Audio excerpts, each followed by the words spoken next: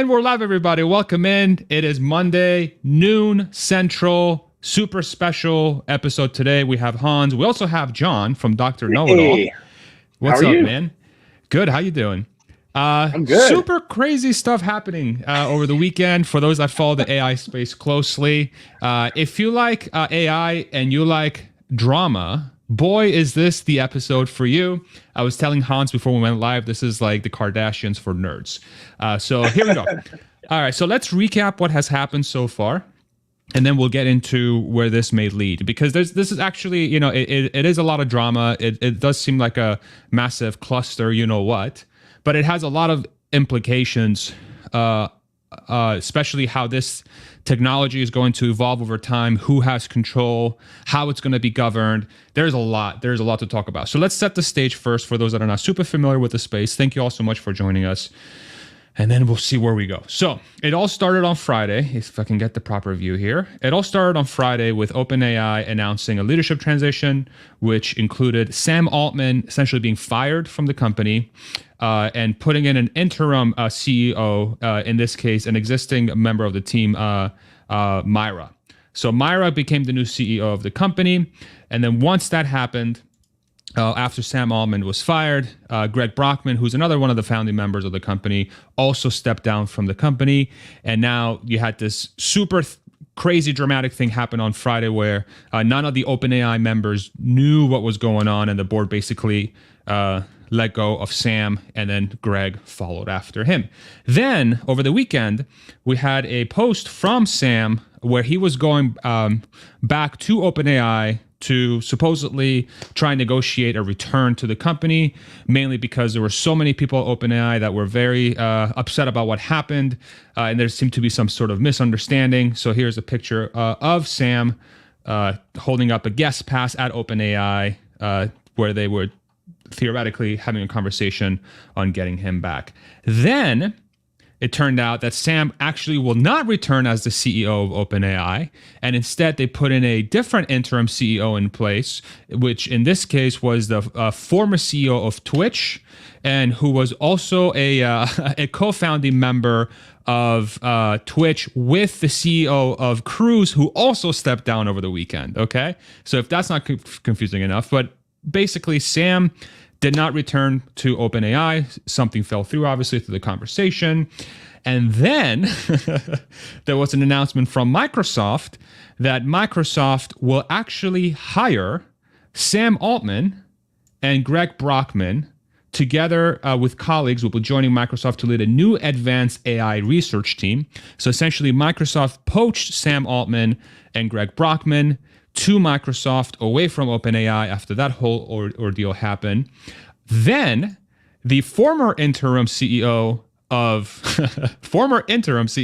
OpenAI posted something on X saying OpenAI is nothing without its people, basically in support of Sam Altman and Greg Brockman because they didn't come back. So supposedly they're upset that this happened. And John already had enough. He had to leave. Just kidding. He's back. Looks like he had a little bit of a technical difficulty there. We have him back. We thought you were sick of this already, John. You're like, this is enough. I'm gone. We're like 2 minutes in. Maybe he's not hearing us. Okay. So we'll keep going. And then Sam installed. He was very happy with the support. So he posted, hey, thank you so much for the support. And he was doing a lot of these quote heart stuff on X. For a few minutes, a bunch of people were showing support for Sam. And then one of the board members that sounds like was instrumental in having Sam leave the company put out a statement saying that he deeply regrets, this is Ilya Sutskever, I deeply regret my participation in the board's actions. I never intended to harm OpenAI. I love everything we've built together, and I will do everything I can to reunite the company. And then there was a joint statement by OpenAI employees asking the board to bring back Sam and Greg, essentially, or they would quit. And it was signed by Ilya, who was one of the original people that was part of getting Sam ousted from OpenAI. So this is where we are right now. Things are subject to change. But a lot has happened over the weekend. We did a stream on Friday covering Sam leaving OpenAI, And it seems like 7 lifetimes have passed since that moment. So let's go ahead and open it up for discussion. I know there's a lot of thoughts going around. This was actually Hans sent me a DM a couple hours ago. It's like, yo, should we do a live stream about this? I'm like, yeah, let's go ahead and do a live stream about this. So thank you, Hans, for the great idea. So maybe I'll throw it to you, Hans, first, and then you kind of tell us where your head is at, and we'll go to John. So what do you gather from this whole thing? And, let's also keep in mind that anything could break while we're on air right now as well. This is a very fast-moving thing, so I'll keep Let's my actually eyes open. hope for that. That would be awesome. Yeah. We'll actually be here all day. I won't be able to go to the gym. So Hans, go for it. Yeah, I mean, it's just been an absolutely crazy turn of events. I mean, on Friday, OpenAI was literally on top of the artificial intelligence world, and especially after Dev Day, there was so much buzz going on. A lot of people, I think, making a lot of plans to utilize OpenAI as a platform on which to build all kinds of startups, all kinds of business value. And now, just in the course of the last 72 hours, a lot of questions now about who is going to be, controlling OpenAI. What is the role that Sam Altman is going to play at Microsoft? Satya said that the company that was being set up was going to be a subsidiary of Microsoft. So it seems like it's actually going to be its own independent company, kind of like GitHub, that is owned by Microsoft. And so it almost seems like, and I would just have to, give a huge shout out to Satya that apparently they had lots of contingency plans already prepared for things hitting the fan. And you would expect that from a company of the size and sophistication of Microsoft. Obviously, the leadership of Satya to this point has been impeccable. And so that is not at all surprising. And obviously, OpenAI was not nearly as well prepared. And it seems like in the end that Satya is kind of coming out on top with all of this. There's a lot of statements that I've heard over the weekend that there's $50 billion of data center infrastructure spend that Microsoft has slated for 2024, which is greater than any other infrastructure build out in human history, even inflation adjusted. And a company that is planning to spend that much money is definitely going to have a lot of preparation going into the works to make sure that they have everything that they need to have secured in order to be able to move forward with those plans and not be stymied by a little board drama here or there with some tiny little nonprofit company. John, what's going through your mind? Oh man, I mean, it's such a roller coaster. What's going through my mind is the hysterical. I don't know if you guys even caught this, but it's such a weird, surreal world that I posted. I said that I'm in my parents' house right now, which is the background, and I was with my mom out driving around and walking, and she said, "Oh, I don't want you to go to Texas next week because that Elon, he's an evil guy and he's trying to take over the world with his billionaire buddies." I literally posted that on X. And then Elon responded to that and said, just wait till she hears about X.AI or XAI. And I was just like, what a surreal world that is that Elon's. So I sent a picture back of my mom going like, hi. So anyway, she said, I hope I go viral. So I really actually hope she does. So everybody should go on X on my account and like that or look at it or something like that. So she goes viral because that'd be pretty cool. She wants to be viral at 85. Go her. As far as the OpenAI stuff specifically, it's, every time I turn around, it's like there's a new development. I mean, the latest was that whole board or whatever, the open letter that, I don't even think it was an open letter, but whatever that letter was that they sent to the board was pretty brutal.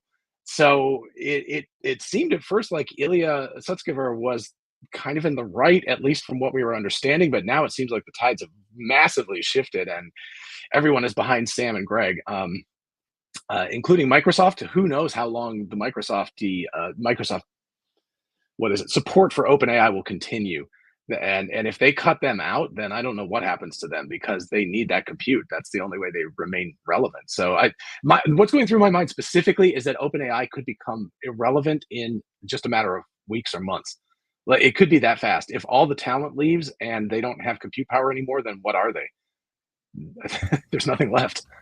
Yeah, it might actually be quicker than that. So I want to read the letter real quick so we get everybody up to speed. So real quick, so Hans just sent me this. This is from Ashley Vance. Ashley, correct me if I'm wrong, Hans, is somebody who covers Silicon Valley quite closely, right? As far as technology goes. Yeah. And Okay. has a book on Elon. Yeah, from He does. 2013 or 14. I can't remember what year it was, but a while back. Yeah. Yep. Yeah, he wrote the biography before Walter Isaacson did. And so the first one. And just a point of note is that I heard someone referring to Ashley as a her this morning. So not that I care about the gender pronouns and stuff, but but I believe Ashley identifies as a male. So I just wanted to point that one out. So yes. Anyway. Okay. Yes, he does. Thank you. And Appreciate he has actually dropped, so he and Kara have both dropped kind of alternating back and forth scoops on the whole OpenAI drama over the whole weekend. So he and Kara have been a couple of go-tos to follow. So one of the posts that just came out of Ashley Vance, 700 of 770 OpenAI employees saying they will go now. What is the board going to be a board of? And what this is in respects to, I'm guessing it's just folks jumping on this letter that was written to the board of OpenAI. Let me go ahead and read this so everybody's on the same page. So this was written. This was signed this morning. It was written and signed this morning after Sam and Greg went to, or it was, I guess, not signed, but we found about this letter this morning after Sam and Greg joined Microsoft. So to the board of directors at OpenAI. OpenAI is the world's leading AI company. We, the employees of OpenAI, have developed the best models and pushed the field to new frontiers. Our work on AI safety and governance shapes global norms. The products we built are used by millions of people around the world. Until now, the company we work for and cherish has never been in a stronger position. The process through which you terminated Sam Altman and removed Greg Brockman from the board has jeopardized all of this work and undermined our mission and company. Your conduct has made it clear you did not have the competence to oversee OpenAI. When we all unexpectedly learned of your decision, the leadership team at OpenAI acted swiftly to stabilize the company. They carefully listened to your concerns and tried to cooperate with you on all grounds. Despite many requests for specific facts for your allegations, you have never provided any written evidence. They also increasingly realized you were not capable of carrying out your duties and were negotiating in bad faith. The leadership team suggested that the most stabilizing path forward, the one that would best serve our mission, company stakeholders, employees, and the public, would be for you to resign and put in place a qualified board that could lead the company forward in stability. Leadership worked with you around the clock to find a mutually agreeable outcome, yet within 2 days of your initial decision, you again replaced interim CEO Mira Murati against the best interests of the company. You also informed the leadership team that allowing the company to be destroyed, quote, would be consistent with the mission. Your actions have made it obvious, and this is all in bold, your actions have made it obvious that you're incapable of overseeing OpenAI. We are unable to work for or with people that lack competence, judgment, and care for our mission and employees.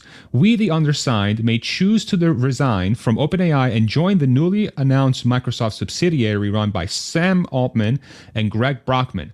Microsoft has assured us that there are positions for all OpenAI employees at this new subsidiary should we choose to join. We will take this step imminently unless all current board members resign and the board appoints 2 new lead independent directors such as Brett Taylor and Will Hurd and reinstate Sam Altman and Greg Brockman. Signed, Mira Murati, the former interim CEO, Brad, Jason, a bunch of other folks, including Ilya Sutskever, who was one of the board members who was part of ousting Sam Altman. So And actually, just to touch on Ilya, that Ilya said, I think sometime in the middle of the night, I wake up and all this stuff just hits me in the morning.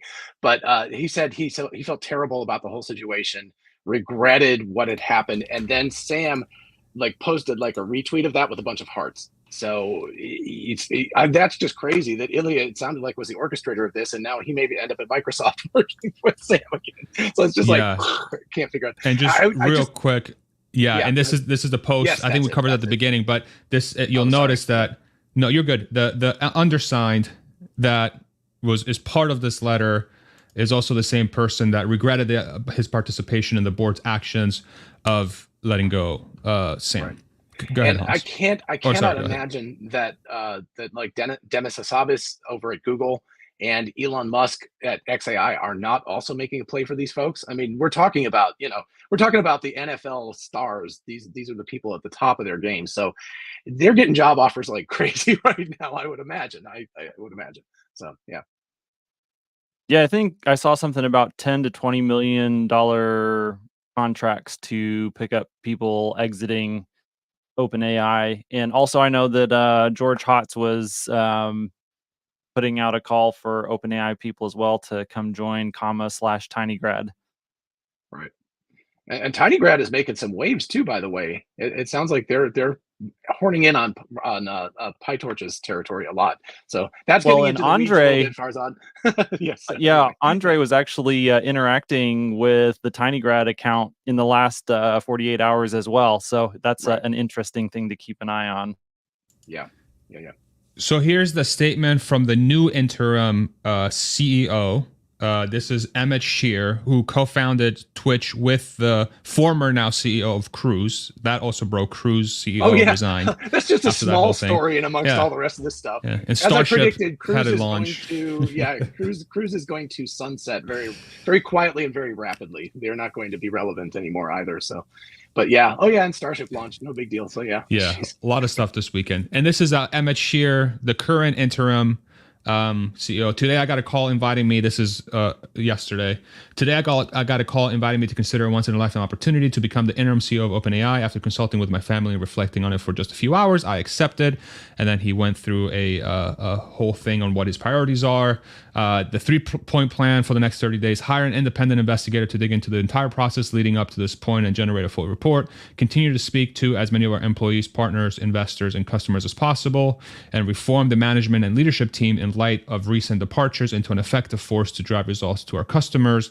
Unfortunately, it looks like he may only have 70 people to oversee instead of 770. So just it's wild. And one of the things that Hans, you brought up earlier was that what a masterclass move by Microsoft. And sort of, if those that follow that are fans of Game of Thrones, there's a character in the show, Littlefinger, Peter Baelish.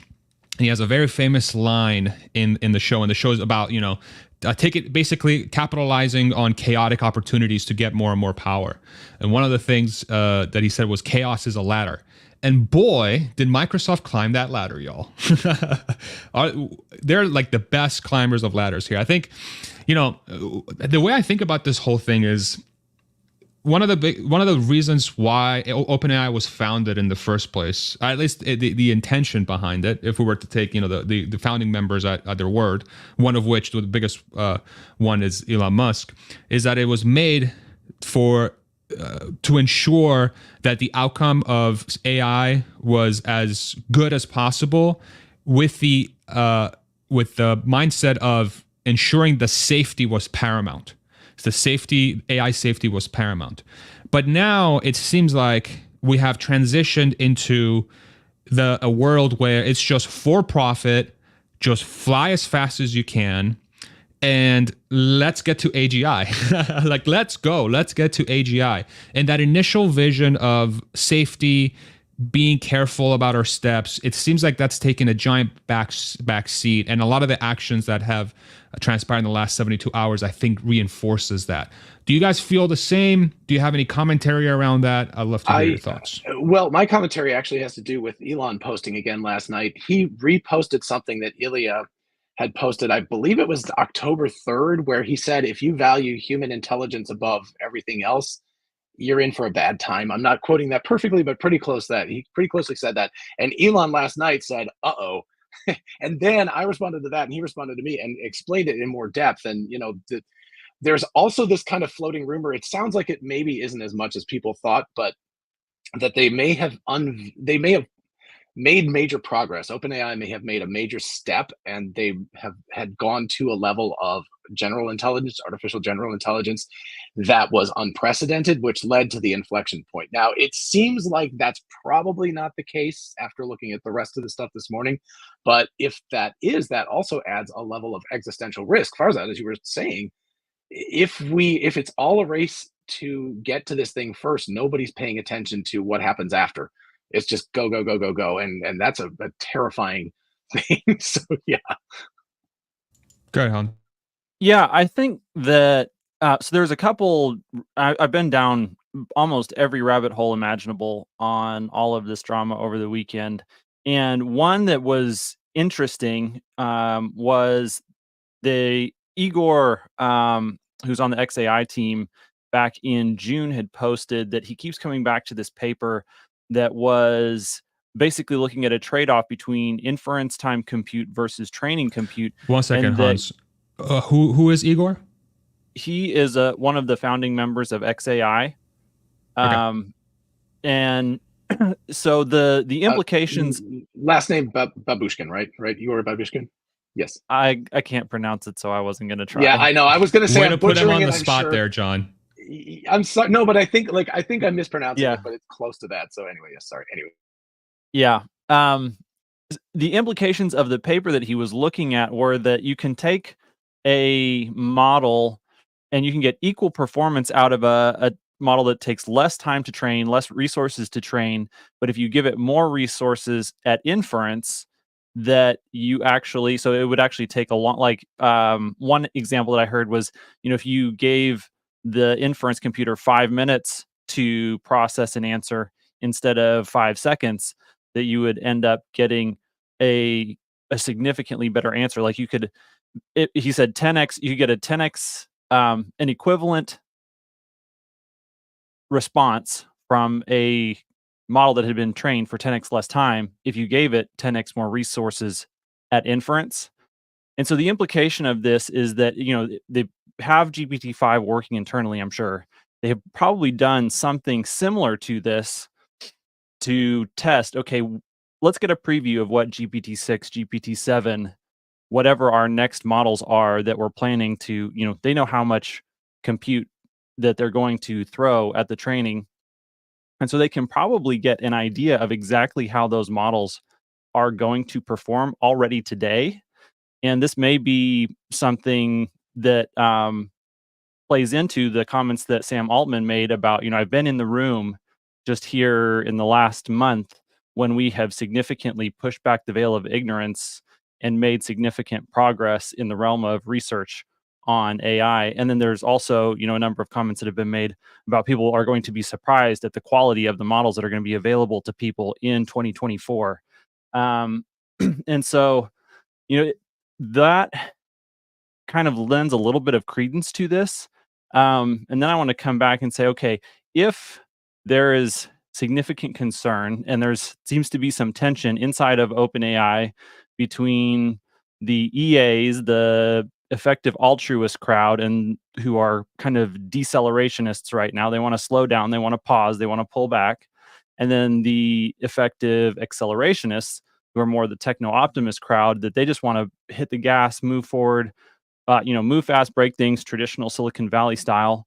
And then if you look at the constitution of the board itself, you've got three people who are on the team. You've got Ilya, you've got Greg, you've got Sam, and then you've got three people who are not on the team. And so there's this like balance of power. And then from what we've seen from several other reporting sources about the fact that the demo day and moving forward on GPTs, that was really a concern for Ilya and a lot of the safety people with inside of OpenAI. It seems like there was a little bit of a rift between Ilya and Sam and Greg. And, a lot of people are saying that Ilya is the instigator and the mastermind behind this whole coup. I am wondering if, in fact, that there has been some misalignment of incentives between the other three board members who are not team members and the technical team, and that they capitalized on an opportunity where they saw division between Ilya, Sam, and Greg and the technical team, and it broke the balance of power on this 6-person board, and it allowed the three non-technical members to poach Ilya over to their side.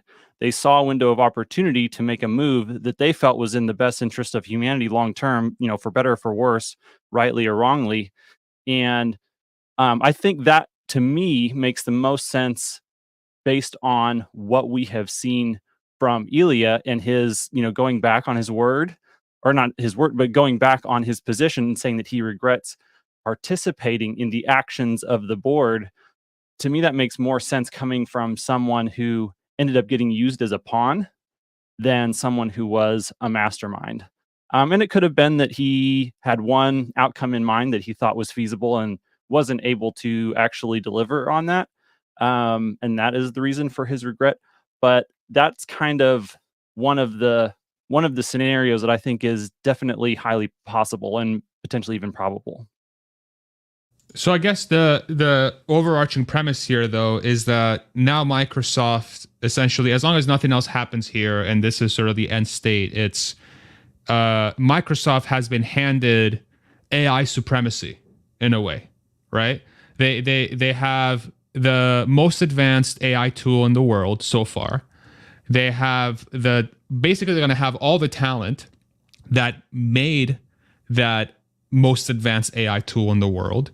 They have probably orders of magnitude more resources at their disposal versus little old OpenAI to make that most advanced AI in the world even more advanced, which in theory, if you can use that AI to make the AI better, you have this like escape velocity of technology that Microsoft potentially has at its disposal, right? So what's the likelihood that this move just makes...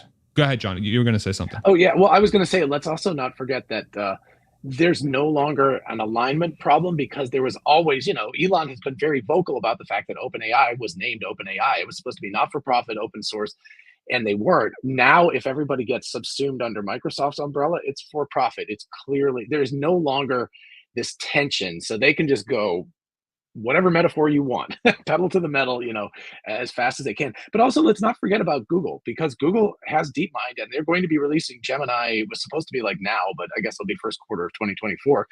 That is supposed to be a pretty major competitor to OpenAI and ChatGPT. And then we've all seen, I unfortunately still don't have access to Grok, but we've all seen how impressive Grok is after a very short period of training. So there's also, I'm hoping, I think, Farzad, what you said is stating one case, which is that Microsoft becomes a monopoly.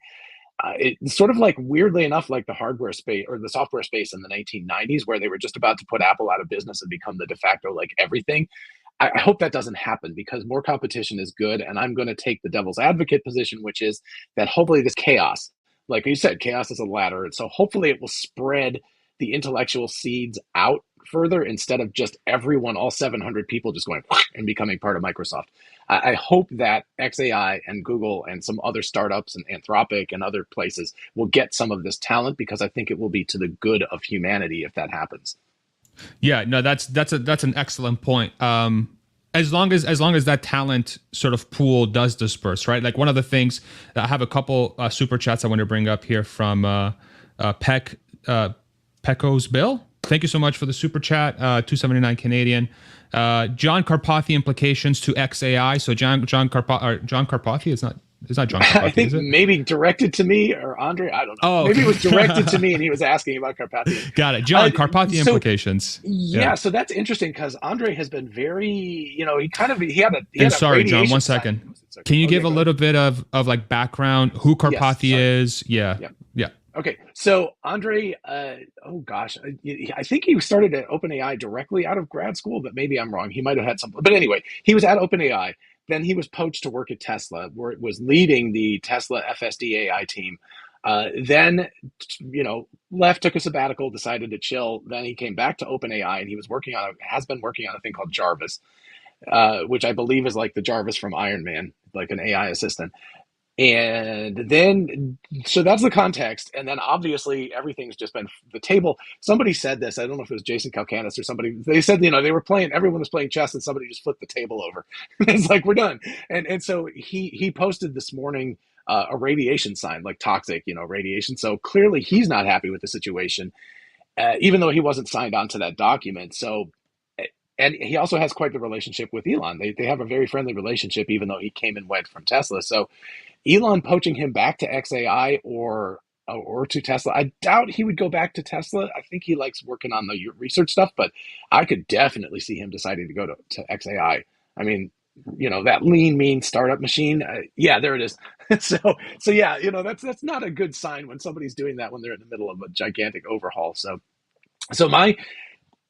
I think he'll either move with Sam and go to Microsoft, and who knows? Right as we're speaking right now, there might be people throwing money at him or whatever else he wants. I don't think Audrey even cares about the money, but it's like whatever you want, more compute, more resources, whatever you want, we'll give it to you. So he may be like sitting in the proverbial catbird seat right now, just waiting to see who gives him the best offer. So anyway, but I do think that XAI is a reasonable contender for getting him. So that would be sort of a positive of what you just described, where Yes. the seeds sort of start spreading Yes. everywhere, right? So that's like a I good outcome really from this. hope that some of the people go to some of these other companies, because if everybody just goes to Microsoft, then it's like it's an unfortunate, like it actually makes the situation worse. Not that I have a problem with Microsoft getting as much as they can get, but one power in this is not the answer. For Microsoft, I bet it is, but not for us. Yeah, good, huh? Yeah, I think that regardless of where all the people go, one of the things is it definitely slows down the progress that OpenAI was making. Like, there's no way that they get fully integrated into Microsoft and just hit the ground running. They do have access to all of the model weights from all of OpenAI's models, and so there's a lot of stuff actually that they do get. And I think it will be relatively seamless for the team if they all just transition over to this Microsoft subsidiary. They can kind of pick up, but it's still like, even in the best case scenario, it's still at least slowed down some, which does give a lot of other people a little bit of room to work on closing the gap and catching up and making some progress. And yeah, I think that obviously, I'm not as optimistic on Google's ability to compete here. I think that they have too much bureaucracy. I just don't think they move fast enough. I think that they're always going to be too far behind. Whatever they release is just not going to be competitive, for a number of reasons, both internal structure wise, but then also the they need to solve, if they're going to make progress. One of the things that they have to do is they have to solve the integration of LLMs and AI into advertising. Like, Microsoft has a very diverse, robust business model that is not dependent on advertising revenue really in any of its sources of income, much less almost 100% in the case of Google. And that's just a hard problem to solve. And so they have to do that. And really, they have to fix that company has been specifically structured to suck up talent and do nothing for a decade now. And so they have to go from doing nothing to actually, putting out product and moving quickly. And so that's a huge culture shift. And I just don't see that happening for Google either. Yeah. Welcome, Dave. Dave, it's so good to have you back on YouTube, dude. Man, it's great. So good to see you. Yeah, it's welcome back to Hi. YouTube, and also congrats Thanks. on getting to see that launch. That was a great video. Thanks. I love yeah. the pictures of the kids. It was a lovely video. If you haven't seen it, watch it. Everybody do. Awesome. Yeah, I was making this video of my kids and I watching the launch, and I was like thinking, I don't want to edit it or make it. I just won't do it. And then the last minute, I'm like, I'll just put it up anyways. And then, it seemed like some people watched it, and yeah, it's helpful. So yeah, definitely great time at the launch. It was awesome. It was just it was a lovely human take on it. I like that, because everyone's got shots. I mean, not that I'm complaining about that, but shots of the launch and people cheering. But it was just magical. I really appreciated it. I said that to my wife. I was watching it while driving yesterday, since the car was driving me anyway. Shh, don't tell anybody. But But anyways, Yeah. Arrested. Yeah, I'm arrested in retrospect. Arrested. Yeah.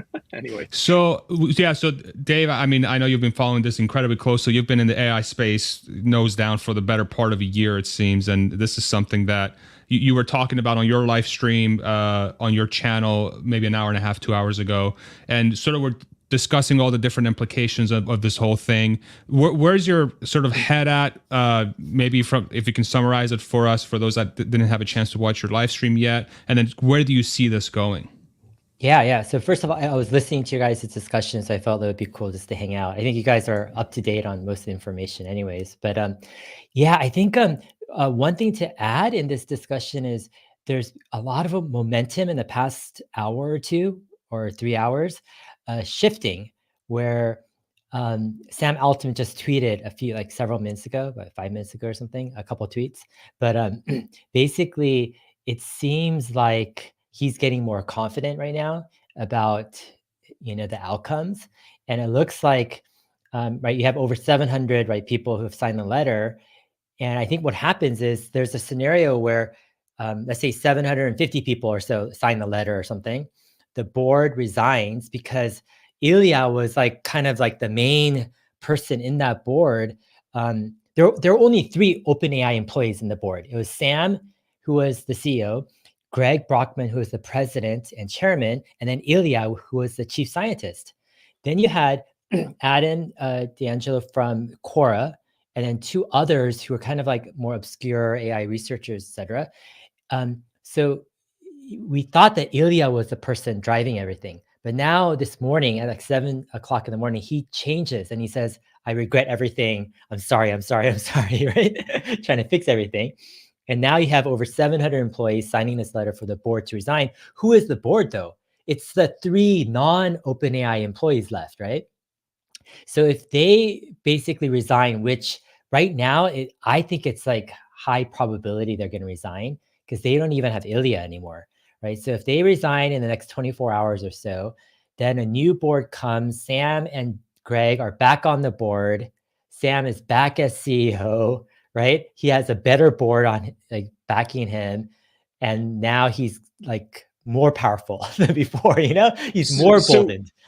If that happens, what happens to the Microsoft thing? Because Microsoft has said that he's coming on board with them. Or do you think OpenAI will become the Microsoft entity? I think it was a verbal. I think it was a verbal agreement. Because think about it, it happened late at night at like 1 a.m. or 2 a.m. They're not going to get lawyers to draft like 100 pages of signed documents and have their lawyers sign everything, go back and forth. It's a verbal thing where I think what happened was Satya Nadella says, yeah, come to Microsoft.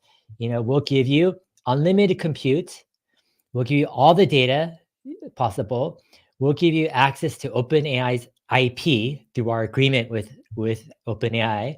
So you can just go off running to the races, and you can spin off your own company at any time you want with majority ownership. Right? It was like the deal they couldn't refuse. It was like perfect. Best deal ever. Yeah. It was the best, exactly. And it was then verbal why agreement. wouldn't they do that as opposed to going back to OpenAI, which is going to have The only reason why I think they wouldn't do it is it's actually better for Sam and Greg to do that in terms of their personal ownership stake, because they'll have significant chunk in this new company that they spin off eventually, right? They'll first use OpenAI's IP, all the weights. And here's the thing, not that just with GPT-4, it's possible that their agreement allows Microsoft to get IP to their GPT-5 weights if they've trained the GPT-5 based model already. If that's happened, then it's like game over, because they'll have access to, they have all the people who made the model, they have the architecture, everything, the weights. They'll just be like off to the races. Once they finish GPT-5, then they could spin off as a new company, own majority of the company. They'll own right now, Sam doesn't even own any shares, right, of OpenAI. So it's a much better deal for him. In my opinion, the only reason why I think he would consider going back to OpenAI is just kind of like a cleaner, simpler kind of, there's complexity when you're like joining Microsoft, quote unquote, it's just to go back, and he's like reinstated as a kind of the leader, the hero, the next, I think he wouldn't mind that, I don't think he's in it for the ownership anyways. But I wonder though, because OpenAI has its own. Go ahead. So I wanted to let Hans go real quick. So I came up and we'll throw it over to you. Yeah. No, go. I was just going to say that there's only, at this point, there's a couple of liabilities that are at issue with OpenAI. One of them is this weird governance structure that apparently has some flaws right now that need to get worked out. Like, how on earth does a one-person majority on the board eject the chairman of the board? Like, that's just absolutely bonkers to me in the first place. But so they can get the 3 members off the board, and then apparently 70 people who haven't signed the letter. like there's not that many people that are involved in basically purging OpenAI of the non-true believers. And so it is simpler from that standpoint, I guess. And then, you know, they will have the leeway that they need to fix the governance issues moving forward if they do that. But I think what's interesting there, and I'll throw it to you, John, is like the safety angle seems to just not be there anymore. This is like we were talking about before. It seems like it's just go as hard as you can to develop this thing for profit. If this whole deal with Microsoft could is just basically crystallizes the way Dave outlined, what is keeping this thing from just being 100% for profit, put safety to the side, and just keep going? And how big of a risk is that really to the broader sense of AI? Like, is that really, like, should we be concerned about that, or is this really the better outcome? You know, is this the better outcome? Man, I was going to say the same thing Hans did, which was that you know, OpenAI's governance board, that is a significant issue, because the fact that they started as a nonprofit and now they're for that makes it complex. So, you know, I think you're right, Dave, but I think also if he's going to come back, they're probably going to have to tear up whatever it was and start over again to some extent, as much as they can. I don't know what that's going to leave them open to, but as far as I am not a big fan of this headlong race by just a few companies. I really, and you know, you started this off, Farzad, by talking about the $50 billion investment that Microsoft is putting into to infrastructure, to hardware and everything. There's not that many countries in the world, much less businesses, that could actually afford to put that kind of money into this. And it's a little terrifying to, I would much prefer lots and lots of small companies be able to do this. And maybe that is just going to happen because the technology, just like Moore's Law, we're going to see the AI version of Moore's Law, which is that these amount of AI compute is keeps growing and growing at a smaller and smaller hardware investment. Hopefully that will happen. I don't know. But anyway, we'll see. But it does scare me. I don't really want Microsoft. And then I think Hans, that's a good point about Google being very bureaucratic and stuck in their old ways. But even them as a second string player, and then XAI as the dark horse potential candidate coming in, that's still not a lot of players. I'd love to have Anthropic and a bunch of other ones out there who could play as well, because I think that's going to lead to more safety than just one or two companies dominating everything. That's my personal opinion. Dave, any thoughts? Yeah, so I'll change the topic a little bit, but so I had this thought this morning of, what if you have AGI eventually, let's say 10 years down the road or something. Let's say it's like hockey stick intelligence has surpassed human intelligence in terms of the amount of artificial intelligence out there. We're headed toward artificial super intelligence eventually. Why would artificial super intelligence think that? Why would artificial super intelligence allow humans to control it? Considering, like, it looks at the fickle nature of OpenAI's board, just the fickle nature of humanity, right? And how humans can be so volatile, changing, unreliable. Why would artificial superintelligence want, like, keep itself underneath that? You know, it would just be like, would you blame artificial superintelligence for making a case that it doesn't want to be under that fickle, you know, volatile nature of humanity and human decisions? And that's the thing. This board, they're smart people, right? This isn't like these are people who know about AI, who are in the know, and yet they're able to be swayed by many different things and regret their decisions a couple days later. But I was thinking, what would Ilya give to just go back in time 3 days? Yeah, it's like you can't. Like, that's the thing. You just can't go back in time. That'll be his first question to the AI: is please build me a time machine so I can go back and fix that problem. Yeah. But the fact that we're still in this timeline means that apparently Fast Takeoff hasn't figured out time travel anytime too soon. Yeah. But yeah, it poses like an interesting issue, just like this thought of, humans do have some of this fallibility or volatility, fickleness, whatever. And what is that relationship going to be with artificial super intelligence, right?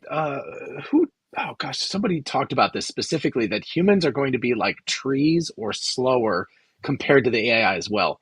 And they were saying it's like the trees in the Amazon rainforest going like, oh yeah, we're going to figure out how to stop those humans. And and then meantime it's like, and the whole forest is cut down. It's just that once that AI happens, it's so much faster than we are. All the computer's doing, even while I'm doing all of this stuff right now, 90% of what it's doing is just hanging around waiting for stuff to happen. So it's got so much extra overhead of time. So if we get to that hockey stick moment, yeah, I think Dave's right. I think why would it allow us to do things? I'm hoping we're treated as pets. I think that would be an ideal outcome. I don't think it's going to allow us to govern ourselves, because I don't think it's going to consider us safe to govern ourselves. The one ahead, weird Hans. counter argument that I would make to that is that, yes, on an individual level, and this is kind of a case for decentralization, on an individual level, humans are extremely messy. And then even, in small groups. But if you look at the evolutionary process as a whole, it's very beautiful organic development that has this uniform arc of, well, not uniform, but this arc of progress that we have been on over the last several thousand years that has brought us to this very rich, very complex world that we live in, that actually is able to give rise to something that may or may not be an autonomous form of an intelligence. And so I do think that there's a possibility that it views the overall, like the human organism as a whole, as a very interesting and valuable entity, whether the individual, constituent, whether you want to call us neurons in a giant social brain or whatever it is, whether we have, mess to us or not. I think the overall superorganism is something that is both fascinating, beautiful, and valuable. Mhm. If you don't mind, I'll give this another crazy thought exercise here. So Yeah, of course. right before going to bed, I was watching this Ilya video of him explaining some risks of AI, and he was saying he envisions in the future these data centers having like huge amounts of GPUs, right, running these crazy AI agents, um, and are powered like a data center would be powered by solar panels that would be enough electricity for 10 million homes.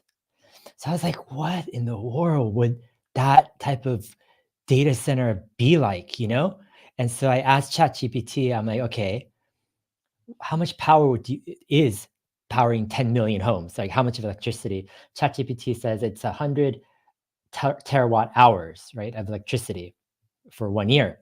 So I'm like, okay, how many solar panels do we need to power 100 terawatt hours per year? ChatGPT says 225 million solar panels. I go, okay, how much would that cost? Okay, at 70 cents per watt, let's say at 320 watts per solar panel, ChatGPT says it'll cost about $50 billion, right, to create that.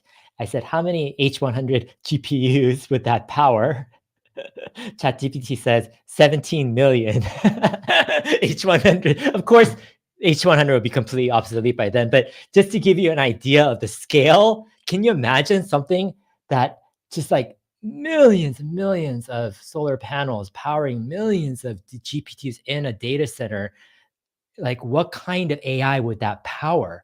We're talking about something thousands and thousands or whatever, many orders of magnitude more So powerful than what basically, we we know could just now. take Nevada and turn it into a compute cluster. Just cover the whole thing with solar panels. A Exactly. little hole for Las Vegas in the middle, and Reno. Yeah. Yeah. But it's interesting. I was like thinking about this. I went to sleep last night, like, thinking about 10 million, whatever homes of power. And this is the stuff that's going through Ilya's mind, like all the time, if you think about it. But it's also, it could mental him in a way, like make him a bit kind of like, like maybe overreactive to certain things. And I think he treated the CEO leadership change as simply just a change of leadership. Oh, let's just take out somebody, put in another person, because another person would be better, I think, for this trajectory. He didn't understand, he wasn't thinking through any of the ramifications at all, right? The backfire, the support, anything else, right? He was just purely looking at it logically.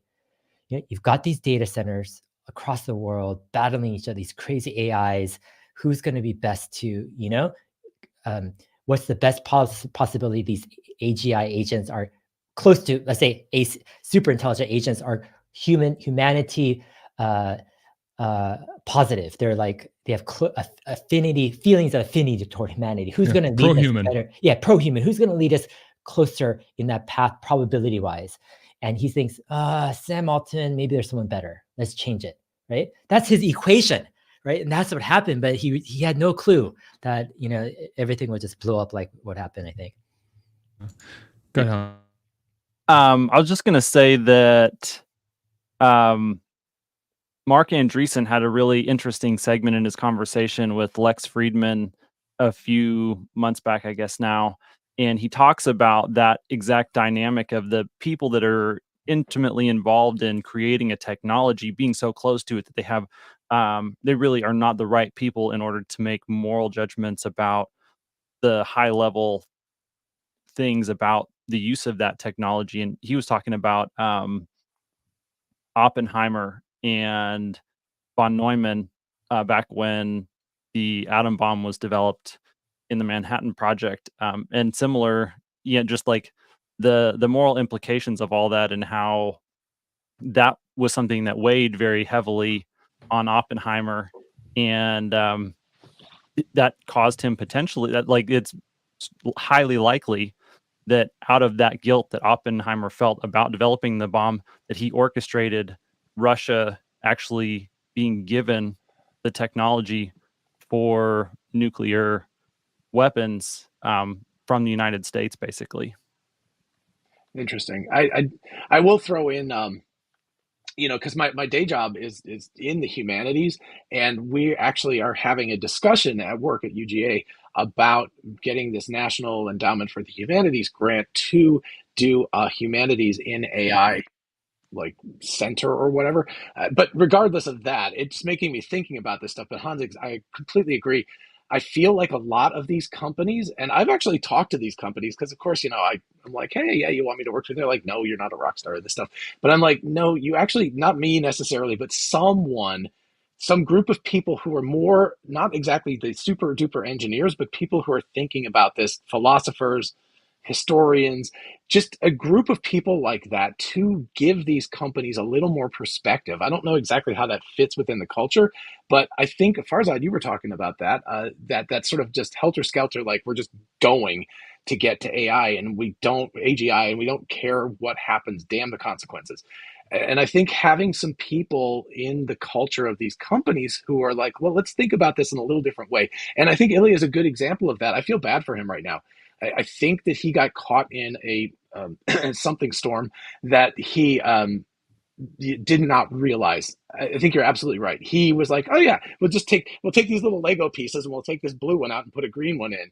And it was like, "Oh no, that's not the way human interactions work at all." And he was like, "Uh-oh." So I think he was caught very by surprise. And I don't know if I would say that they don't necessarily care. They don't care about the safety aspect of it. I just think that the forcing function that a corporation will have on artificial intelligence will be a purely for-profit motive that could have unintended consequences. And that's why OpenAI, I think, was created in the first place, was to try and ensure there was a likely outcome, a positive outcome for humanity that takes into account some of those variables that perhaps a for-profit corporation won't like. They will just drive with, So then let me ask a question to the panel. What's the likelihood that Microsoft has won already?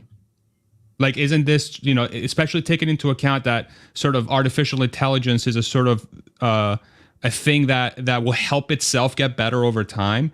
Does it, isn't the player with the most resources at their disposal automatically the winner because AI is a compute and data game, and it's not so much a let's come up with the code to make it work better game? Like, what are the chances that Microsoft has won already?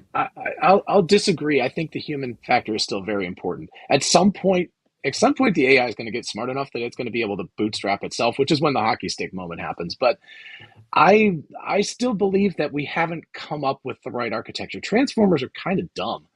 As a lot, and not just me. There's a lot of people way smarter than me that say that. They're like, it's like a brute force kind of, make it work by giving it billions of data points kind of thing. It's not elegant. And I believe that that there is the human aspect of people thinking of better architectures. So I don't think you're going to get there. Now maybe it's going to be an AI that will come up with its own better architecture, but I think there are better architectures and more elegant ones. So yeah, Hans, sorry. I was just going to say that for what it's worth, Ilya disagrees with you. I'm not in a position to judge, but his position is that transformers will work. There may be better architectures that will work better, use less compute, use less energy. But it's just a question of how much compute and data do you have to throw at it, that there is a workable AGI model that is just transformer based. And if they can find more efficient ways to do that, great. But that it is achievable just with transformers. So and that's kind of, it seems like, what they are pursuing or were pursuing at OpenAI before this. Yeah, Any thoughts? I think it's helpful to divide up the time frame. Let's say 1 to 3 years, and then 3 to 10 years, or something. In the 1 to 3 year time frame, OpenAI has been so far ahead of the game that it's like basically no one can catch them in that 1 to 3 year time frame. Maybe 3 years, but OpenAI would have to slow down. It's just because people are still catching up to GPT-4, but GPT-4 was trained in 2022. That's the reality. They finished training GPT-4 in 2022, right? This is like 2 years later, and people still haven't released a competitor to GPT-4 yet, right? We're talking about this is 2 years later, and so OpenAI has already progressed, right? They've moved on to, you have the GPT-4V model, but you have GPT-5. They're working on other new things ahead of that as well. And so in the 1 to 3 year model, it's like, yeah, there's not much, as much as Google with their Gemini and their other efforts. They're just trying to catch up to GPT-4 the next year and surpass that. That's their goal in 1 to 2 years, right? They're not trying to get to GPT-5 level in the next 1 year or 2 years, right? They just can't. So that's one side of the story. Is 1 to 3 years, it's kind of already there, it's determined.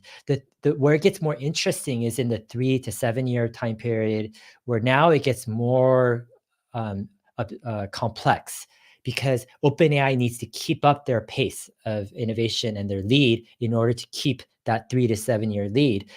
But it's hard to do that because a lot of the techniques that OpenAI has used is out in the open. Like, they've borrowed the techniques from other places too.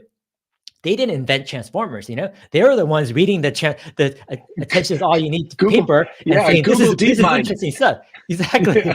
They're like, hey, Yeah. Google's got some interesting stuff. Let's copy this, right? That's what happened with OpenAI. So yeah, in the 3 to 7 year time period, everyone's like knows how OpenAI is doing what they're doing.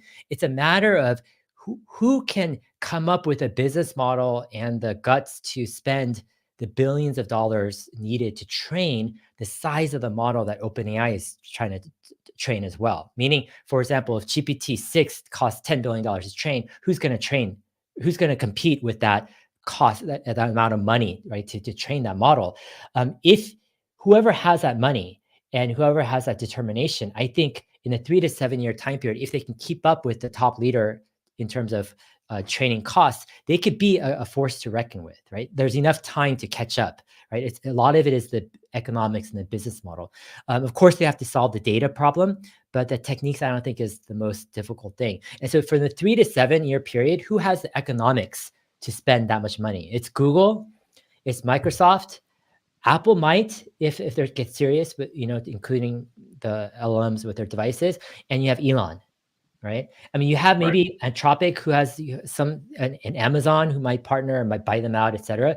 But you have a group of maybe 4 or 5 companies who are willing to spend, right, what it takes to be in the leadership positions with AGI. And so there's an odd, like, it's an analogy and it's imperfect, but there's an odd analogy to the early 60s when the Soviets had a massive advantage in the space race. And John Kennedy was like, we can't beat them in the next 5 years, so let's aim for like 9 or 10. And so so what you're talking about, Dave, sounds like that. It's like, you can't beat OpenAI right now, or whatever they become. Maybe it'll become Microsoft because they'll just get all the talent. But that in the short term, you can't beat them. So you got to set a moonshot for something that would leapfrog them. That would be interesting. Yeah. So the question, the thing is, does Microsoft, you're asking for, has Microsoft won? Well, I mean, not really, because OpenAI has won the next couple of years already with, what they've done. Microsoft has won in a sense. They own 49% of OpenAI. They get access to the IP, so they can build their own stuff too, pre-AGI IP. They win in the sense that now they have an option call on Sam and Greg's new company if it gets started right through Microsoft. So they have a lot of these, like, Satya is just a gambling betting man. He just knows where to put his money in the right spots, right? He's just, while at the same time managing this crazy bureaucracy of a $2.8 trillion company, right? It's insane, like the level of chops this guy has. But will Microsoft win in the 3 to 7 year period? Well, they're setting themselves up to be like, they're setting themselves up to be one of the top three for sure, right? It's hard to say Microsoft won't be up there, as one of the top ones at least. Yeah, go ahead, Hans. In that 7-year time frame, one of the interesting there's a couple of advantages that I think the Elon effort has, and it would require a little bit of collaboration, but we've kind of seen that already. We talked, while DeepMind is an incredible organization, and I think they are going to continue to pump out research that is game changing for the field of AI. Like even just what they released recently with the graph weather thing and the GNNs, like that's a whole separate rabbit hole. And I think GNNs signal a change in, like, a lot of science up to this point has all been based on deterministic math. And I think that GNNs actually break the stranglehold that deterministic math has on science and simulation moving forward, that's insane. But coming back to Google as a whole, and the fact that they are kind of a slow bureaucratic company that does not operate with the same, like, for Microsoft to be able to have the nimbleness, like Satya's leadership, they are operating with the nimbleness almost of a startup in certain areas, maybe not in every way. But that makes them a company that moves much quicker than a Google. Whatever Anthropic does with Amazon, we just haven't seen anything that Jeff Bezos or Amazon is a part of that can keep up with, they've partnered with Rivian, and we just haven't seen the speed come from that. And so, that really just leaves XAI as the major other player.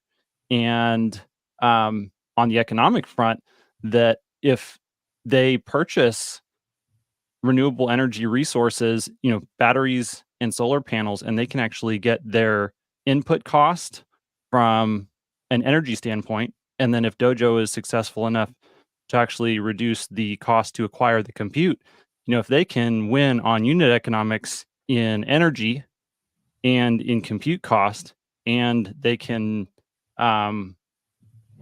optimize, useful compute per watt at XAI, if you run that forward over 7 to 10 years, that looks really good. And also just the speed that we have seen out of XAI and what they have developed with Grok, that they are moving very, very rapidly, and they have a lot going for them in a positive direction. Yeah, the challenge I think with Grok right now, or with XAI, is like looking at 3 to 7 years, the companies are needing to spend, in 3 to 7 years, tens of billions of dollars on training compute, right? For these large models, if you want to be one of the top, players in AGI. Microsoft spends that without blinking an eye. Google can spend that. Apple can spend that. Can XAI spend that? That's the question mark, right? Where is that money coming from, right? Is Elon selling stock, or is X Corp, right? The app become so profitable that they're, really generating tens of billions of dollars of cash flow? Like, that's kind of the question mark. I think Elon is crazy enough where he's willing to sign the check and fork over whatever he needs to keep up. But I think that's part of, I think Elon's genius right now is he's thinking about that. He's thinking about the business model, what's going to fund the cycle of being able to generate tens of billions of dollars for cash flow to invest in this.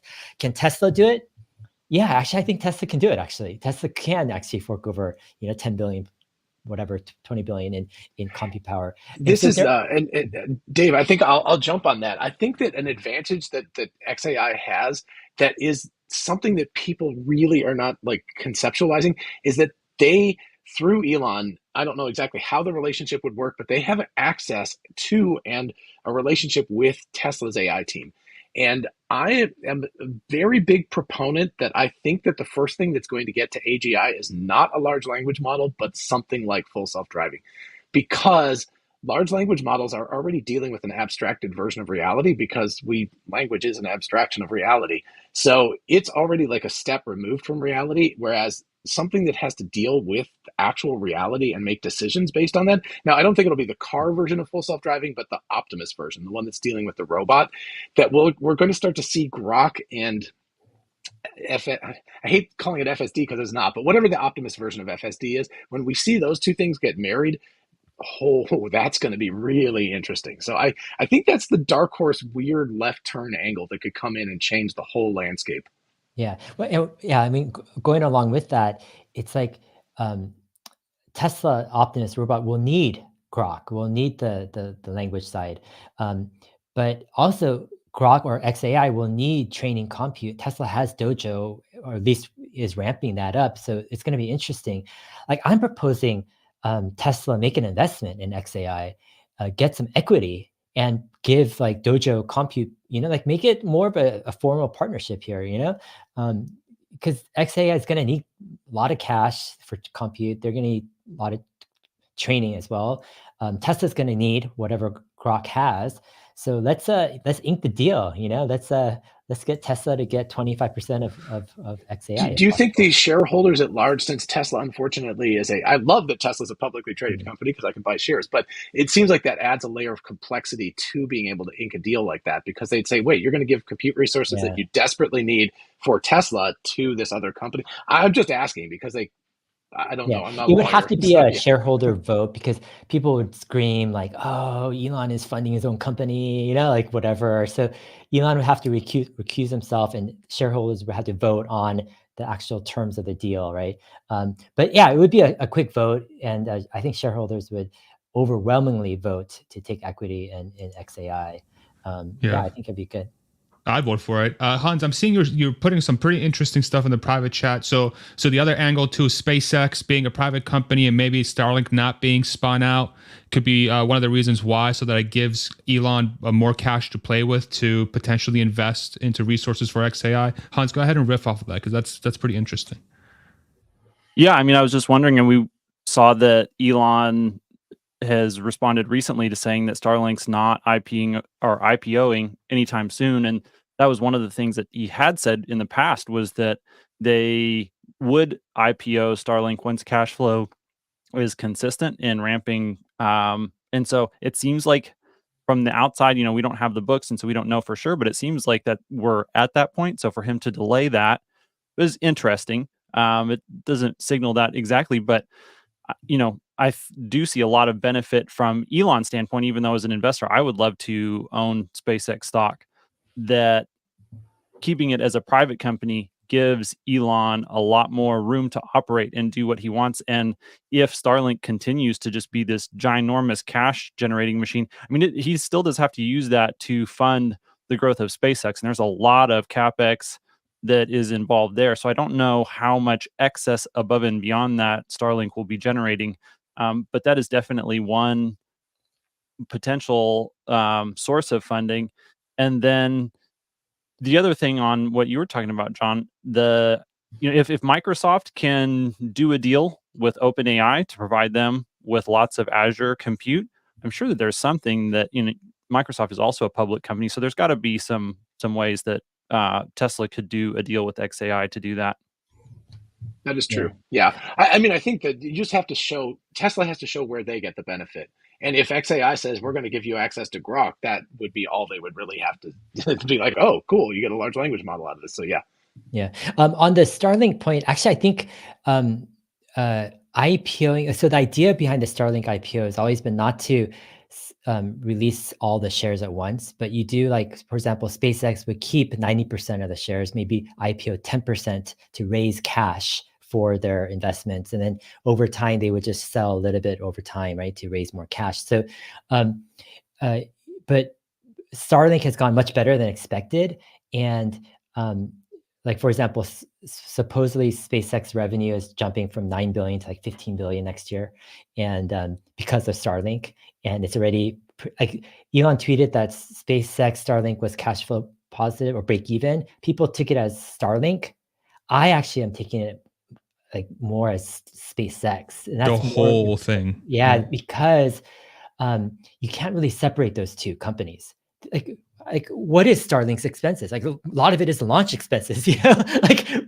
Like how do you separate that? It's like they're one company, and to see the trajectory of SpaceX's revenue growth, and I know their expenses. I'm actually, if I think SpaceX actually did go cash flow break even when Elon tweeted. If not, it'll be in a very, very, very soon, within like 6 months. That's my opinion. So because of that, it's like SpaceX is going much better than anyone anticipated financially. They don't need the extra cash. Starlink is a cash cow. If Elon wanted more cash for XAI for training compute, he could actually IPO SpaceX Starlink. That would be actually a good thing for him to do, generate cash without selling Tesla. But I don't know. I don't think he wants to do that. I think he'd rather keep SpaceX ownership private. He probably would, if he had to, sell some Tesla to fund XAI if he needed to. But yeah. Yeah. I do wonder how much of the stuff that has happened in the last couple of days, sort of, and what we're discussing here with sort of Tesla being a player in the 3 to 7 year phase, and plus other players as well, because it all comes down to how many resources you have at your disposal to spend on compute, and only the companies that have a ton of money in their bank or ability to raise cash are really the ones that are at a huge advantage. I wonder how much of the stuff that's happening over the weekend is going to light that fire under, say, an Elon or a Tesla to go all in on that mission, even more than they are already, and really expedite whatever they need to. Like, for example, could we see as soon as next weekend, could we see that proposal, that says, hey, Tesla is going to take a piece of XAI and try to provide resources to the team so that they can run their AI models and compete with Microsoft, and then we get a piece of the pie because we get sort of they're running our compute, we get money for running the compute, so on and so forth. So I wonder how much this is an accelerant to that, because it has to be with Microsoft now, again, being in this situation when they're just going all in into this and accelerating their. Okay, so let me reframe it. Let me reframe the question. Has this accelerated what OpenAI is doing, or is this just keeping the status quo? Like, do we think this is an accelerant?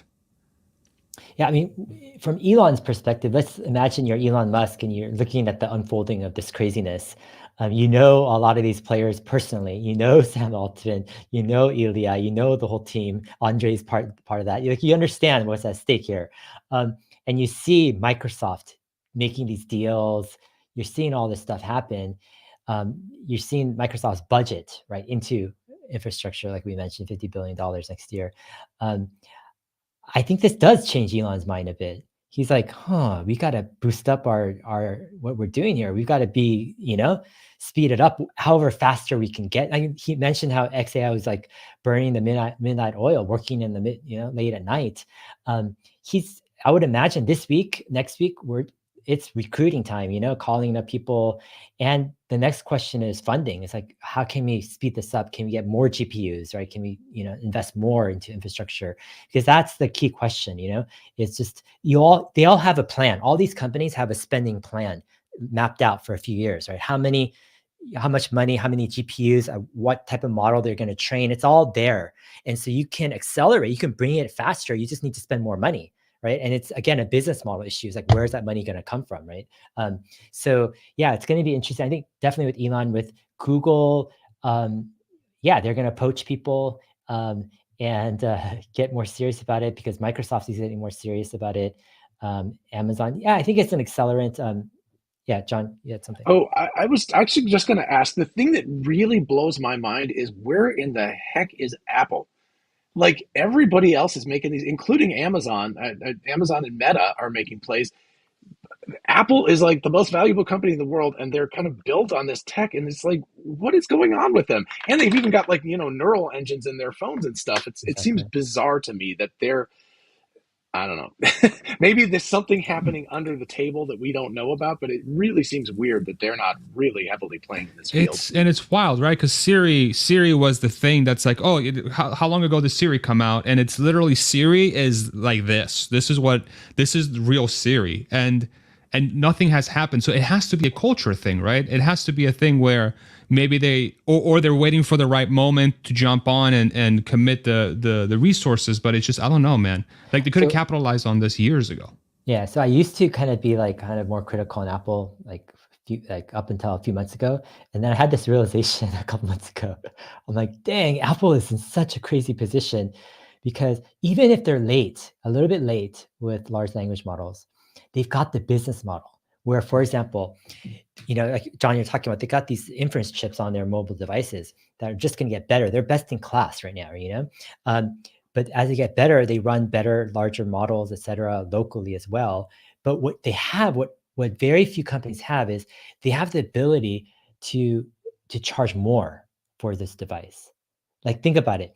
If LLMs come to this device as integrated completely, you thought paying $1,000 was a lot. What if it was filled with the best AI chips, neural net chips that you could buy, and it does this crazy like AI stuff?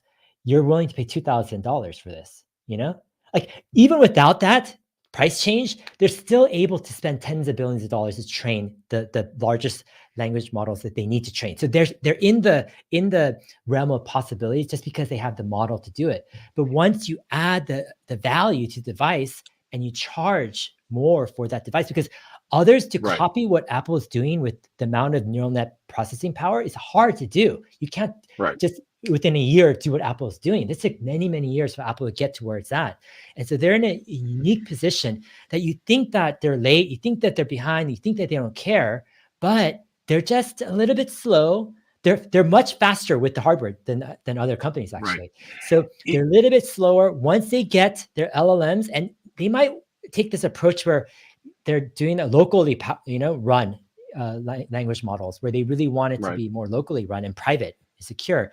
If that's the case, in 2 or 3 years, you could have the best locally run small language models run on your iPhone, like that separate Apple from the rest. Apple's upcharging this thing like no other, because there's no other devices that can do what it can do. And they're spending tens of billions of dollars training these larger models to maybe you have a combination. The local machine does a bunch of it and it connects to the larger models to other stuff as well. But I'm envious of Apple. Yeah, I agree. I mean, I do think so. Number one, Apple's culture, even from the way back with Steve Jobs, is always don't enter the market first.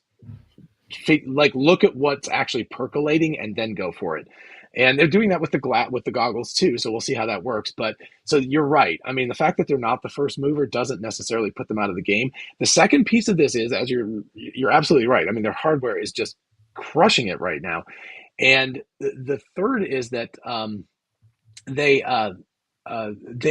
think that once somebody shows how to build these large language models, the next iteration of it is a lot faster, because they're like, oh, that's how you do it. So all we need is the data and the training time. We don't have to hunt around. Just like is Tesla with full self-driving right now. I keep calling it like they're in the dark in a forest and they keep bonking their nose in trees and stuff. But once they've figured out the path, then other people can follow much faster to get to full self-driving.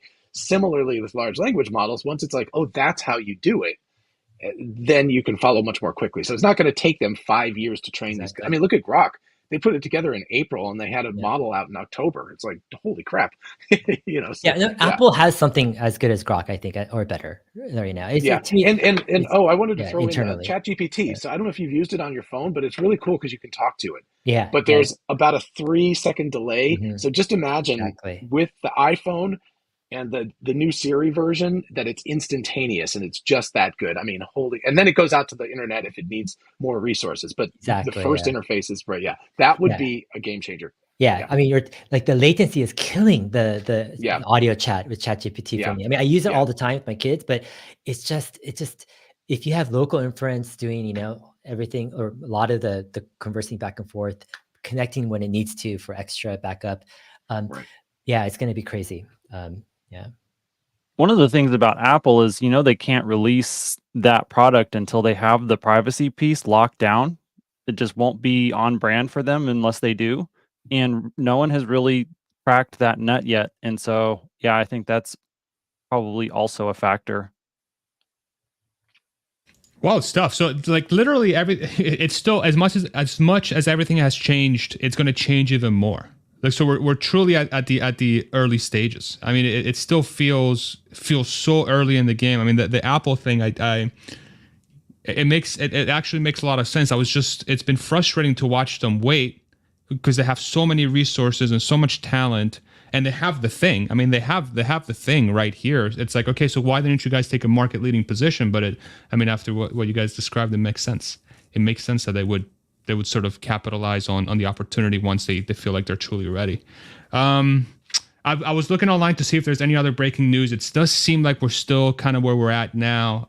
Did you guys have anything else you want to hit? There's 3 chats I want to hit before we wrap it up. But is there anything we want to discuss on this topic? The only other point that I was going to make, since we were talking about, the iPhone is basically a piece of distributed inference compute. And Elon has also made the point that the Tesla fleet is a giant distributed inference compute cluster.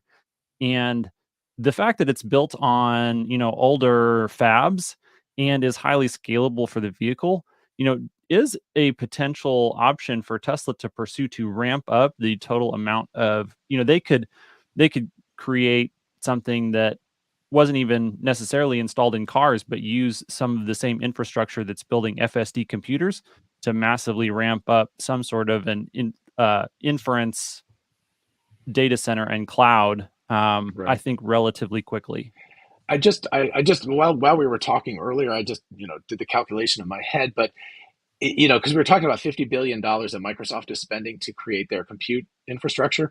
Well, Tesla, if you count $2,000 a car, which is what Monroe and Associates said was the hardware 3 cameras, etc. So like that, and 4 million cars, that's $8 billion that Tesla has in inference compute that's out there, that's distributed. So you can make the same argument for Google Android and for iPhone as well. But that people should not underestimate that. I think these giant data centers are a big thing, but I'm reminded of Isaac Asimov's stories in the 40s and 50s of these, like the entire, like all of New York, the subterranean part is all one giant computer, and that's the only way it works. I feel like we're back to that now with these giant compute clusters, but it's going to kind of reverse that trend, and we're going to get, like Dave was talking about, we've got all of these edge. I'm on a laptop that has an M2 Max in it. It's like, damn, this thing's got a lot of power inside of it. So there's a lot of edge compute that's out there right now that is underutilized for this stuff. So we could go that direction too. Anything else before we hit 3 comments? Yeah. I mean, Good. The ultimate edge compute device, the humanoid robot. Don't underestimate Optimus. I told you the full self-driving in Optimus. That's the thing. I mean, because the reason why it's the ultimate edge computing device is because you combine, you got this inference computer that can run, let's say, a super capable model, but you've got the form factor of usefulness, right? The physical usefulness. It's not just a computer screen or a phone or something. Your phone can't get you your lunch for you. It's like it doesn't move. But you've got this movable device in the physical realm, but has enough inference compute and the battery to power it all day. It's just got all of the pieces together. It's like the ultimate. Yeah. It's so crazy, and I do wonder how much of these developments are going to drive the bot to be taken more seriously, by the broader public. I still think that they probably need some sort of prototype out there that's being used in the real world, freaking hammering a nail or pushing the lawnmower. But it's where we're going. It's where we're going. It's so exciting to think about. It's so wild. It's so crazy that we're talking about this like in 2023, and in a span of 2 to 3 years, all of this could be a reality. It's freaking wild. It's so crazy. Everybody's talking about Microsoft and they're talking about Google, and it's going to end up being XAI and Tesla that's going to come out as the winner in the whole thing. They're going to just like and Microsoft. they're gonna out Microsoft. Yeah. So yeah, crazy. It's pretty crazy. By the way, before we get to the questions, I think Dave and Farzad, I'll definitely see you in Texas. What about you, Hans? Are you going to be there too? Oh, yeah. Nice. Oh, it's a Yeah. party. Actually, Definitely. So, I'm going to be in Florida next week for a couple of weeks, so oh, we'll be okay. missing the Cybertruck event. Oh, well. Unfortunate. Dang. Yeah. Dang. Hans is I'll see the Hans is rest of gonna it. Okay. crash with us for a couple of days. It's gonna be awesome. Cool. Yeah. Nice. Heck yeah. I'm gonna make him some barbecue. Maybe we'll go out to a barbecue place. Let me hit a couple spots here. Comments. Thoughts on possible lawsuits against the board, the OpenAI board. It all depends where this shakes out, right? Because it seems like sort of teetering on this stage where OpenAI might reconcile and come back. But any thoughts if that doesn't happen? I mean, I'm sure there's going to be massive lawsuits, right? Or how are you guys reading that? Yeah, I mean, I look at it as one of the reasons the board has been so silent is because of legal liability. They don't want to say the wrong thing. And the lawyers are telling them, be careful, whatever. And so they're trying to guard themselves. But yeah, if 95% of the company leaves, it's going to be pretty messy. Yeah. Okay. Let's do another one from Pico's Bill. Again, thank you so much for the super chat. 70% this was appifying GPTs or 30% AGI proximity with no safety. Thoughts? John, I'm guessing it within the context of moving towards a for-profit model. I'm guessing this is what this is in context of. But do you have any thoughts there, John? I'll definitely take your thoughts as well, because I'm not positive I totally understand. I guess the idea is the commercial aspect is 70% of the problem that dissolved the company, basically, or whatever. Got Yeah, Sam I out of there. think 30% AGI. So the question the way I'm taking it is the source of the tension and the problems, and the reason why the board was firing Sam was because 70% of the reason was he basically trying to commercialize, right, GPT for custom GPTs for people, and 30% was pushing forward AGI with not enough safety precautions, right? That's kind of his thinking. Yeah, it's just so hard to know without more insight into what the board was doing. I wish I knew the people who are not part of the AI of the OpenAI team who are on the board. The three other people. I don't have enough insight into their. Are they more concerned about the AI safety issue, or are they people who are more concerned about going commercial faster? I don't know what their motivations are, and so it's just a really hard thing to answer. But certainly both of those things, I have to imagine, were part of the decision-making process. Yeah, I think it's a common. Some of the other members had safety concerns, or they're part of groups that have AI safety concerns. Another thing is Sam Altman is very, very ambitious, risk taker out there, and some of these other ventures he's considering, whether it's this AI chip startup he was considering, or hardware, et cetera, whatever, it could have freaked out OpenAI a bit, where they're like, wait a minute, what's going on? And then another factor is the pace at which I think Sam was trying to push GPT-5 and 6, probably next generation models forward, where, for example, let's say they finished GPT-5 based model training a couple weeks ago, and he looks at this and he goes, oh my gosh, we need to raise a ton of money. We need 10x the amount of compute within 6 months, because this is going to go crazy. This is like so much better than GPT-4. And so he's like, we need to raise all this, money and capital and prepare for it. And this is freaking out some of the other people on the team. They're like, wait a minute, we haven't even gone through alignment with this GPT-5 model, and we haven't done our, testing all this other stuff. He's like, wait, but Sam is thinking a couple steps ahead. And so there's like tension behind, I think, this need to be responsible and cautious, but also this need to prepare for the expansion and the resources you need to deploy this at scale. They're already having problems with GPT-4 deployment, so imagine a bigger, larger model with 10x the demand. Like, this is going to be insane. And so I think a lot was at stake, and there was a lot of tension and tense just people, at it, and there just wasn't enough communication.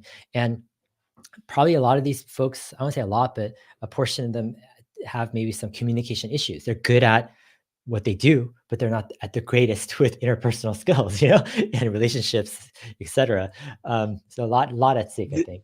This could also explain something that Satya Nadella said recently. I don't remember exactly what date it was, but it was before Friday. But he said we're going to give OpenAI as much compute as they need. And Dave, I think yeah, because you don't think about that, but solving it, training it is one thing, but then to have 100 million people pinging it every day, asking it for answers. Woo, that is, that's like Elon says, it's one thing to design something, it's another to scale it out and build it in a factory. It's like Yeah. that's the kind of challenge you're looking at. So you're right. Sam might have been looking at that and going like, we need like so much. And Microsoft, that part of that $50 billion might have literally been to create that service for the public. Yeah. All right, let's do one more from John Meissner, $20 super chat. Thank you so much, John. This is all fake. ChatGPT is in serious trouble because they are a 501c3 that is now for profit. This makes all of it go away. They become Microsoft employees. Everything is okie dokie. You're all missing the point. John, I see you shaking your head. Yes. Well, I mean, this was what I was talking about earlier, whereas, it resolves a bunch of issues. It's just like we're for profit now. OpenAI could become some sort of shell of its former self and a policy, some sort of research policy arm that doesn't actually really do anything anymore. That honestly is the simplest thing for them to do. They don't really have to deal with the whole issue. I actually do agree that is a factor in this, although I don't think that's what actually caused it. I just think it may be what Sam and Greg are probably like, oh, this is going to be so much easier than trying to negotiate and navigate this insane not-for-profit, for-profit thing that we created. Yeah. Like, I've been like tracking Sam Altman for a very, very long time, since his early days of YC, Y Combinator, and way before that. Yeah, I mean, he's been around for a while, but he's a smart guy, and he's a good deal maker. This guy is not like amateur level. I mean, he's very, very smart, very, very savvy.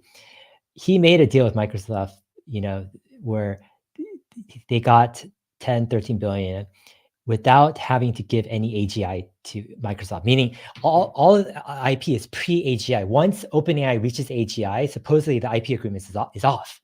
Like, this is the negotiation that he's done. Like, this is most companies the size of Microsoft would not tolerate that type of agreement. It's like, what are you talking about? You get cut off right when and then who determines AGI? It's OpenAI. That's an agreement. Like, Microsoft doesn't, OpenAI determines when the agreement stops. It's like insane. But I think, the only reason why Sam Altman and Greg Brockman go to Microsoft, I think, is because they get majority ownership of a new spinoff at any time they want. I mean, that's the only way I could see it. Like, they would agree to that. They're not Microsoft employees for long. Like, they have way too much leverage. Imagine you've just created GPT-4, you're on the verge of GPT-5, you have 90% of your employees behind you willing to go anywhere. You could raise $10 billion tomorrow, for a new company. You've got the most leverage of any company startup in the world at this point. You're not going to sign your life away as a W-2 employee for Microsoft saying, okay, I'll just work for a salary. Like, that's not how it works. Yeah. Hans, I saw you come off mute. Did you have something you want to add? I was just looking at this question from Mimi. She asked, Altman may be smart, but is he a good person?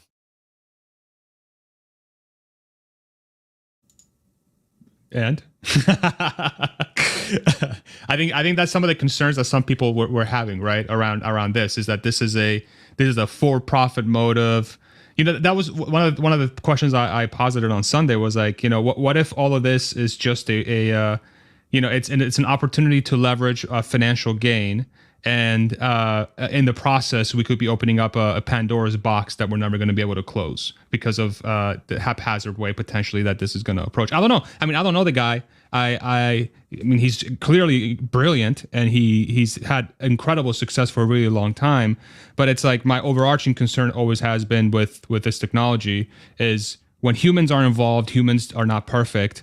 And if humans don't handle things perfectly, AGI, or as near as perfect as possible, AGI will always have a risk of ending up with the wrong outcome. So I don't know.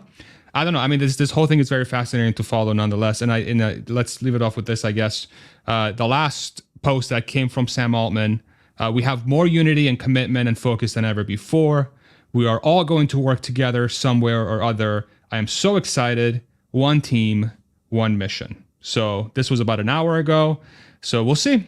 We'll see. I'm sure this whole thing will change by tomorrow, and then who knows? Maybe we'll come back and do another one of these shows. So, any parting words, Hans, John, Dave? Anything you want to add before we wrap this sucker up?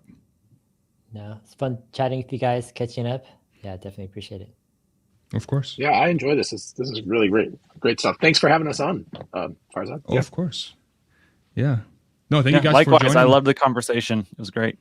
Yeah, it's like I said at the beginning. This is like the Kardashians, but for nerds. You know, it's a bunch of tech drama. We sit down and we talk about it, and we get real nerdy with it. So make sure you go. Go ahead, John.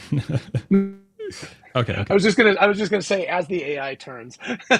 As the AI like turns, an old soap exactly. opera. Yeah. Yeah. Dave Lee, make sure you go follow him at Dave Lee on YouTube, at Heyday7 on X. John, you can follow him at Dr. Know-It-All 16 on X, or Dr. Know-It-All on YouTube. And Hans, you can find them on YouTube, Hans Nelson, or at Hans C. Nelson on X. Thank you, gentlemen, so much. Thank you, everybody, for joining us live. Thank you, mods, for the excellent work as always. And yeah, we'll see you on the next one. We'll see what happens in 24 hours. Thank you, everybody. Have an excellent day. Bye-bye.